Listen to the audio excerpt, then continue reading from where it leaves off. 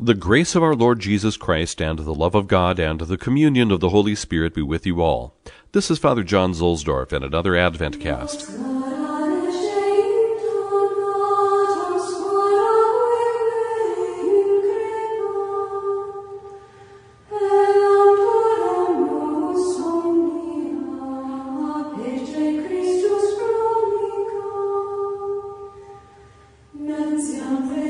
From Licht, das uns leuchtet, by Joseph Ratzinger.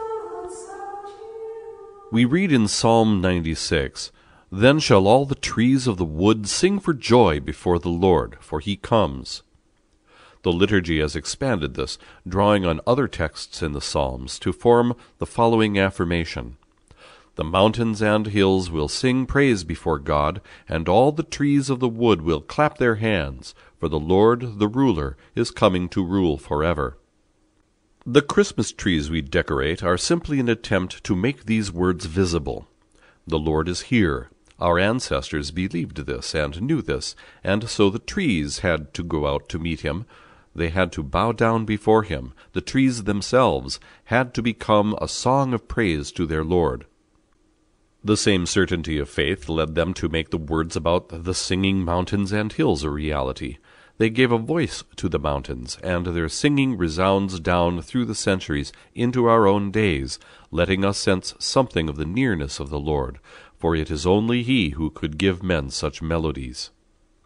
Even a custom like Christmas baking, apparently such an external activity, has its roots in the Church's Advent liturgy, which makes its own the glorious words of the Old Testament in these days of the declining year. In that day the mountains will drip sweetness, and the rivers will flow with milk and honey. People of old found in such words the embodiment of their hopes for a world redeemed. And once again our ancestors celebrated Christmas as the day on which God truly came. When he comes at Christmas, he distributes his honey, so to speak.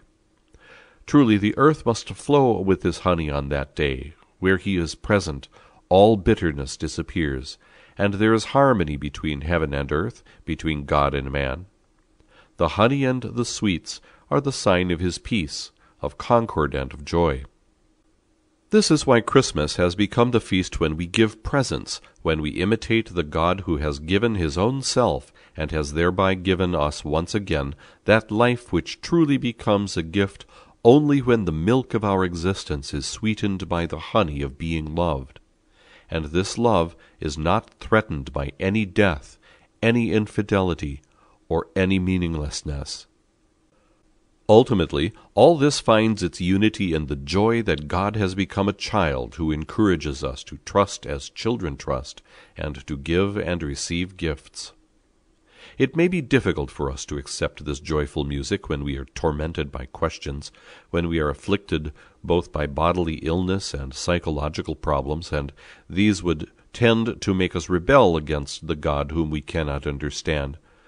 But this child is a sign of hope precisely for those who are oppressed, and this is why he has awakened an echo so pure that its consoling power can touch the hearts even of unbelievers. Perhaps the right way to celebrate Advent is to let the signs of God's love that we receive in this period penetrate our soul without resistance, without questions and quibbling. Warmed by these signs, we can then receive in full confidence the immeasurable kindness of this child, who alone had the power to make the mountains sing, and to transform the trees of the wood into a praise of God.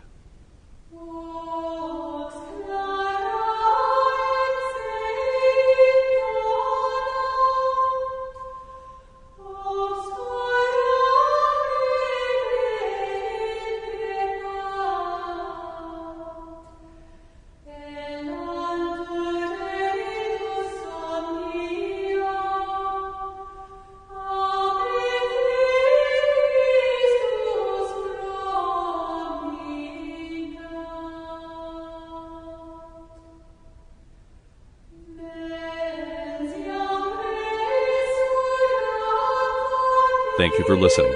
I'll be back tomorrow with another 5-minute Advent cast to help you prepare for the coming of the Lord. Please pray for me as I will for you.